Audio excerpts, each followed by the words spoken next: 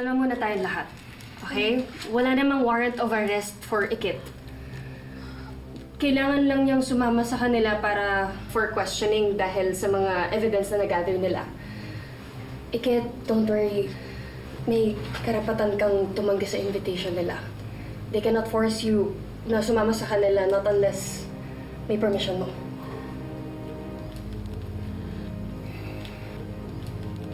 Pero wala ko talaga akong alam kasi talaga dyan, sir.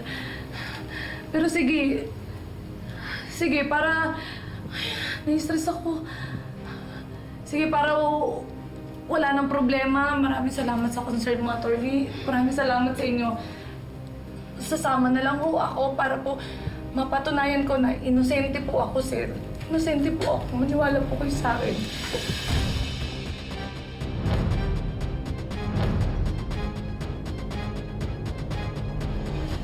Hello, attorney. Na-accomplish mo na ba yung pinapagawa ko sa'yo?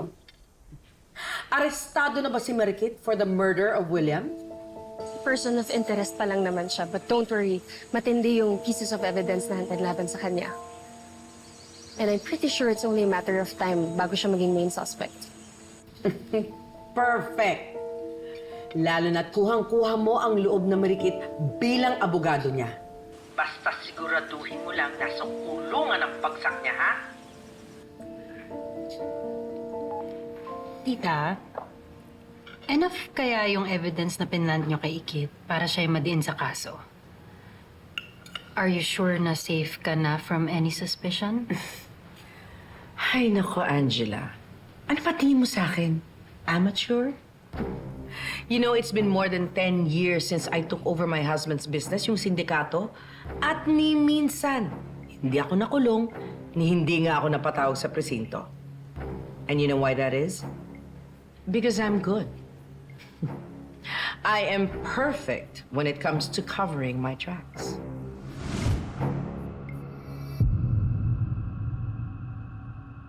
At this very moment, pinapaligiran na ng mga tao ko ang bahay mo. Isang tawag ko lang, ipapapatay ko ang asawa mo at anak mo. Hayop kayo. Wala naman akong ginagawa sa inyo. Bakit ako ginaganito? Alam mo, kung susunod ka lang, walang masasaktan. Pero kung tatanggi ka, sisiguraduhin kong mapapanood mong malagutan ng hininga ang mag-ina mo at isusunod pa kita. Hayop kayo! Alam mo, kung susunod ka lang sa akin, walang masasaktan. Madali lang naman yung papagawa ko sa'yo eh. Ikaw ang head ng IT department, hindi ba? Gusto ko, ipabura mo ang CCTV footage nitong resort. I-edit mo ang footage kung saan ako pumasok ng opisina ni William. Nang sa ganon, walang makakaalam na nanggaling ako doon. It's that simple. Gagawin ko po lahat ng gusto niyo. Huwag niyo lang saktan yung pamilya ko.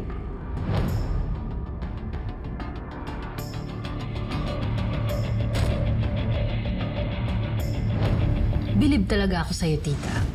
Ang bilis mo mag-isip. Poor Ikit. She doesn't know kung sinong binabangga niya. Alam mo, ayaw ko pa talaga siyang patayin eh. Gusto ko muna siyang pahirapan at mabulok sa kulungan. At kapag sadsad na sadsad siya, that's when we'll come in. At tayo na rin mismo ang papatay sa kanya.